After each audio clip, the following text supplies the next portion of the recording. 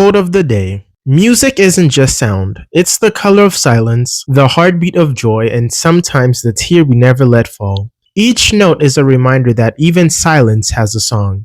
The Lord your God is with you, the mighty warrior who saves. He will take great delight in you. In his love, he will no longer rebuke you, but will rejoice over you with singing. Zephaniah chapter 3 verse 17. That is your quote of the day. Now let's get right into this video. Now NXT this week, I'm not gonna lie to you, yes, we did have some entertaining matches, moments, and even segments, but if I'm keeping it 100 with you, this episode this week felt a little bit dry in my opinion. It was missing a little bit of a spark. It was a little bit too tame. I was watching, expecting something crazy to happen, stuff like that. I mean, we had some cool moments, don't get me wrong, but in my general opinion, I feel like it was a little bit dry. I know we've seen a lot better episodes, so it was a solid episode overall, but it's just missing something in my opinion. That oomph. I don't really know what it is. That je ne sais quoi. That oomph was missing. So I don't know. Anyway, let's just get into the review and let's talk about what happened on this week's episode of NXT. So on this week's episode of NXT, we kicked off with a 1-1 match, and it was Miss Parker, Jada Parker versus Lash Legend. It was a 1-1 match. And if you don't know, these two have been, just sending shots at each other over the past couple of weeks. They've been at each other's throats, every chance they could get. Shots fired, shots thrown, so this was basically to settle that. So we got the match. And for how big and how dominant Lash Legend is, I'm not going to lie to you, Miss Parker, Jada Parker, she was holding her own, she was holding her own. She was getting her licks in, she was getting her hits in, her punches, her slaps, her slams, her drop kicks. She was getting her licks in, she wasn't letting Lash Legend bully her by any means. She was getting her licks, and she's like, I'm here for this. I want all the smoke. This ain't gonna be a walk in the park by any means. She made this challenging, and this was a pretty good match in my opinion. It was a pretty all right opener, and I enjoyed it. We got some cool spots, and at the end of the match, a crazy spot we got was where Lash Legend ended up hitting her lash extension finisher on Jada Parker onto the announcer's table. She hit it twice, and that was the first one. And to put the nail on the coffin, she hit another one in the ring for good measures, and she ended up pinning Miss Parker 1, 2, 3 for the win. And after the match, we got a huge brawl. Jada Parker lost her mind after getting pinned, and she absolutely attacked and left Lash Legend laid out. She ended up hitting Lash Legend with her finisher, the hypnotic, through the barricades, and she left her laid out. And I'm like, you know what? This definitely isn't over. Jada Parker is not satisfied, and she's coming back for more.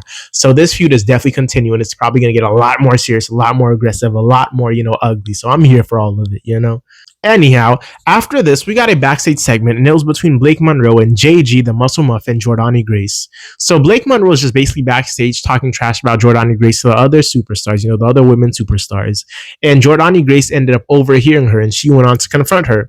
After Jordan Grace confronted Blake Monroe, they started kind of shoving each other, and Blake Monroe was able to snake her way out of the locker room and sneak away. And then the Evolved Women's Champion herself, Callie Armstrong, ended up, she used the opportunity. She's like, as a matter of fact, I've been looking for you anyway, Jordani Grace. You interrupted my match. You got involved in it. You costed me my match. And you've been walking around here like you're the next big thing, like you're the most dominant thing around here. So she ended up pressing Jordani Grace and saying, as a matter of fact, I got an issue with you, and we're going to solve this later on tonight. So that was that. It was a pretty cool, moment seeing, two big, strong, dominant women, just going at each other's necks. I'm like, you know what? I'm here for this. Okay.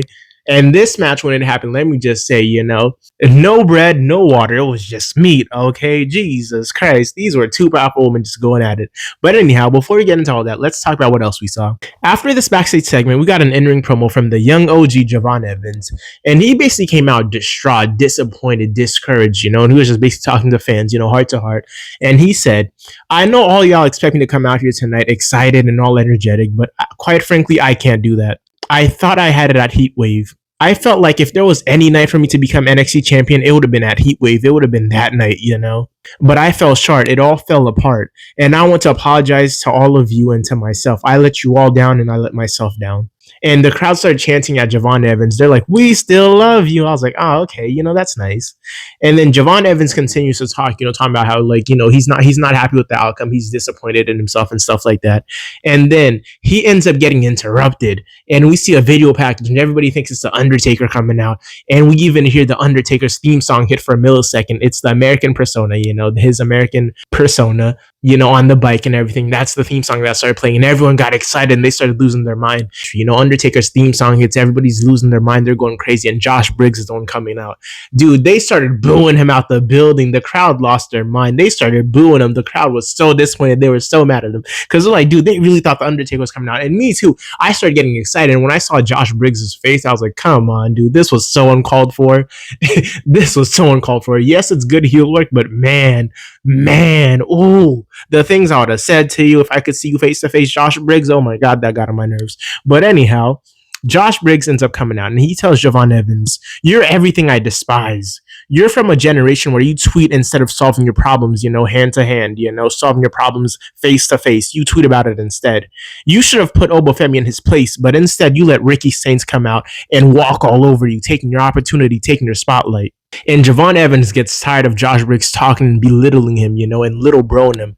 Javon Evans tells Josh Briggs, "Dude, I'm not out here for all that. I'm not trying to hear all that right now. I don't have time for this. Tonight's not the night. I'm not the one for this right now, dude. I'm telling you, I don't have time for this. I don't want to hear any of this. I'm over this, Tonight's not the night." And then Josh Briggs continues to belittle him and little bro him. And I'm like, dude, come on. This man's already defeated. Just let him cut his promo and leave. Then Josh Briggs ends up saying that, you know what, Javon Evans, as a matter of fact, you wouldn't have been able to beat Obafemi anyway. You're just not good enough. And he proceeds to attack and beat down Javon Evans. And he ends up choke slamming Javon Evans through a steel chair and he leaves him laid out. And mind you, Javon Evans was already, injured and limping basically. He's beat up. He's not even at 100%. And he got beat up on top of it. I was like, okay, you know what? Nice moment. Good heel heat. I'm here for it. I think that's his next rivalry too. So I see Javon Evans coming out on top. He's definitely not losing that one, I don't think, anyway. Anyhow, after this, we got our second match of the night, and it was the start of the Speed Championship tournament for the women. And the match was TNA's very own Xia Brookside versus Candice LeRae. And so the concept of this Speed Championship tournament and the Speed Championship matches and the Speed matches in general, they're basically 3-minute matches. They have a 3-minute time limit, so like you have 3 minutes to beat your opponent. And that's that. You have to be, quick. You have to be smart. You have to be efficient. You have to be killer. You have to be deadly. And you have to get it all done in 3 minutes. And that's basically the concept of it, which is kind of cool. I don't really have an issue about the concept. It's something new. It's something different. So it's whatever.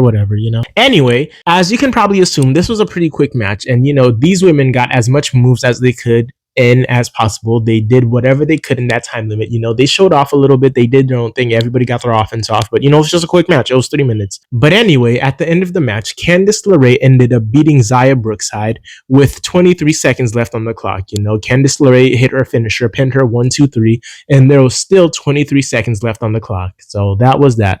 It was a okay match, I guess. It's quick, nothing too crazy. It was like literally a 2.5 match. So like, I don't really know what to say about it. I don't really have much to say about it. I guess it's a cool concept, and that's that. And there should be more matches. It's a tournament style type of thing. So we're gonna get another match next week, then the semifinals, then the finals, and stuff like that. But anyhow, after this, we got a Dark State video package promo. Dark State basically show up and they just start talking their stuff, they start talking with their chest, they start talking mess, understandably so. Dark State basically come out and they say, it's a video package. So Dark State is just standing there. They say, everybody doubted us. They disrespected us and they said we'd be nothing. We were security guards for superstars. We were an afterthought. Now look at us now. We run everything. We're holding championship gold. They said we want championship material. What's in my hand now? We're holding titles, Now we run everything. Look at us now.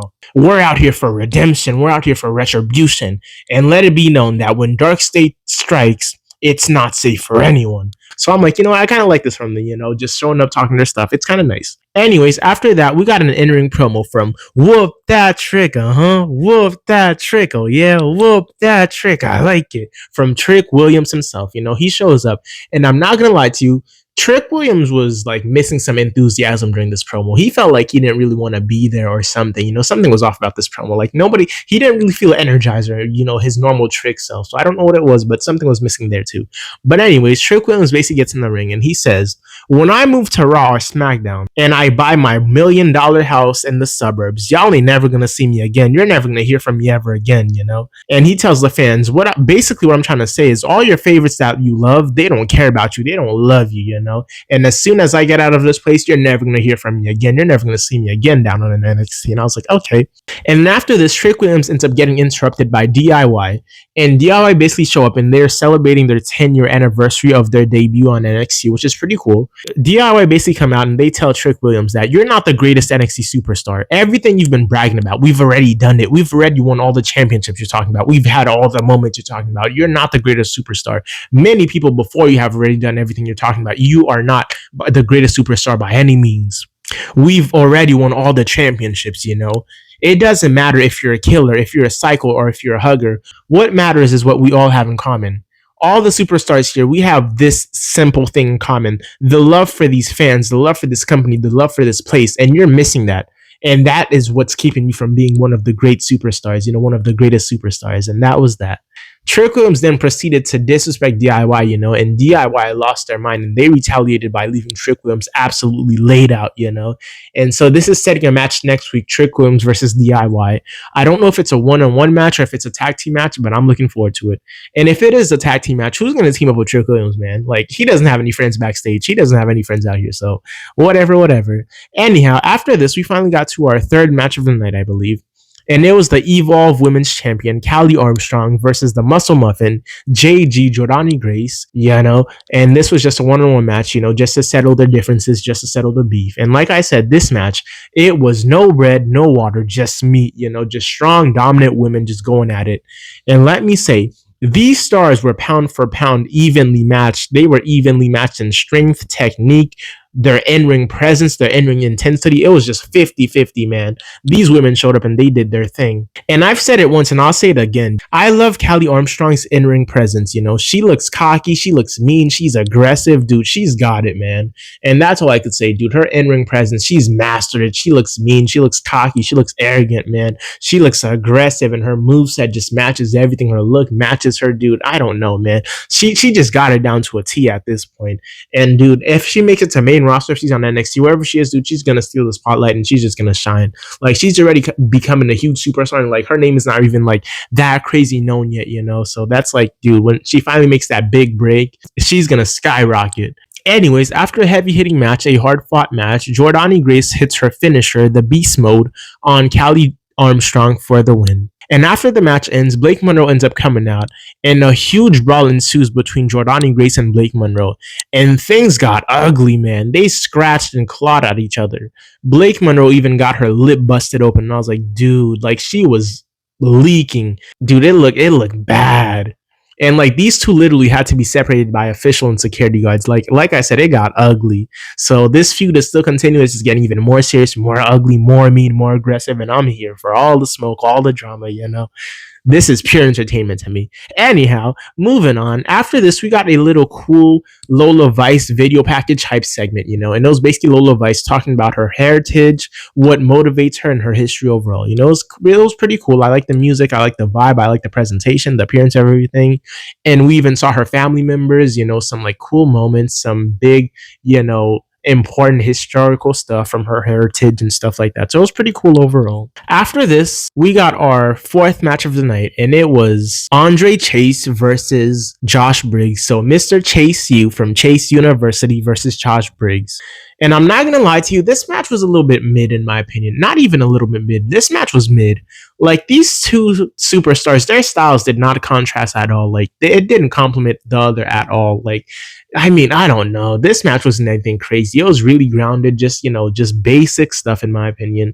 Like, it wasn't a terrible match by any means, but it just wasn't anything crazy, anything too memorable. It really started picking up at the last 2 minutes of the match, which is crazy to even say. So, like, I don't know, man. This match was cool. Would I watch it again? No. Did I watch it the first time? Yes, but that was that, you know. But like, I definitely wouldn't watch this again. It wasn't anything crazy. I mean, it was fun. It was cool at parts, but like, it was a bit basic in my opinion. It was just a mid match, you know. Mr. Chase did do his thing, you know. He had the crowd hyped up, but I feel like it's just Josh Briggs. He needs something new. He needs something different.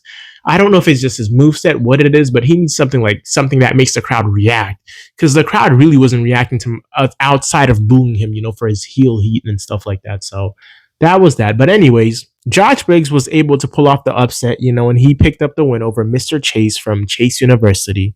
And after the match, Josh Briggs ended up attacking the Chase members that were ringside, and he put one of them through a table. He chokeslammed one of them through the announcer's table, which looked pretty cool, and that was that. And after this, we finally made it to our main event, and it was Ricky Saints, Hank and Tank, and the ruler, Oba Femi versus all of Dark State. And what can I say, man? This was a really fun match. We had a lot of funny moments. Everybody was hitting each other's emotes. Hank and Tank brought the energy. Oh, but Femi was dominating everyone and he was having fun with it, teasing Ricky Saints, teasing everybody. Dude, it was just a fun match to watch, man. Ricky Saints was here too. He was showing off and doing his flashy moves and stuff like that. Darkseid was attacking everybody like a pack of wild wolves, you know? Like, it was a fun match. I really enjoyed this main event. This was very entertaining. We got a lot of cool spots, heavy hitting offense, and even cool high flying moves. At the end of the match, Oba Femi and Ricky Saints ended up, turning on each other, ended up losing it because they were both teasing each other during the match, just like it was mainly on Oba Femi's side, if I'm being honest, but they were both, still messing with each other, and they absolutely lost it at the end of the match. They turned on each other and they started brawling. They were punching and kicking, they couldn't be separated, and they ended up brawling into the backstage area, meaning that they left both Hank and Tank. It was just them versus Darkseid, and it was basically 4-on-2. So Hank and Tank was unfortunately outnumbered, and Darkseid took the opportunity to get the advantage. But luckily, Hank said the one name that should never be uttered. He said Joe Hendry, say his name and he appears. I believe in Joe Hendry. I believe in Joe Hendry. Yeah, so Hank said Joe Hendry's name, and Joe Hendry showed up, and because Joe Hendry showed up, there was a huge distraction, and Darkseid got distracted, and Hank and Tank was able to use that opportunity to use the moment to pick up the win over Darkseid, and that was that, and that was your match, that was the main event, and that was the end of your NXT episode. And overall, I would rate this episode of NXT a solid 6 out of 10. Like I said, yes, we did get some entertaining matches and moments, but like I said, this episode just felt a little bit dry and like a bit too tame in my opinion. It was nothing too crazy, nothing too memorable, if I'm being honest. We had a cool few matches, but that was about it. Nothing really happened where it's going to have you talking for the next couple of days or anything. That's all I'm saying. But it was still a solid episode nonetheless. So like I said, I'd rate it a solid 6 out of 10. But anyways, thank you for showing up, thank you for hearing me out, and thank you for being here. Like, comment, and subscribe if you want to. Like, comment, and subscribe if you'd like to. And like, comment, and subscribe if you choose to. As always, it's been a pleasure. I'm out.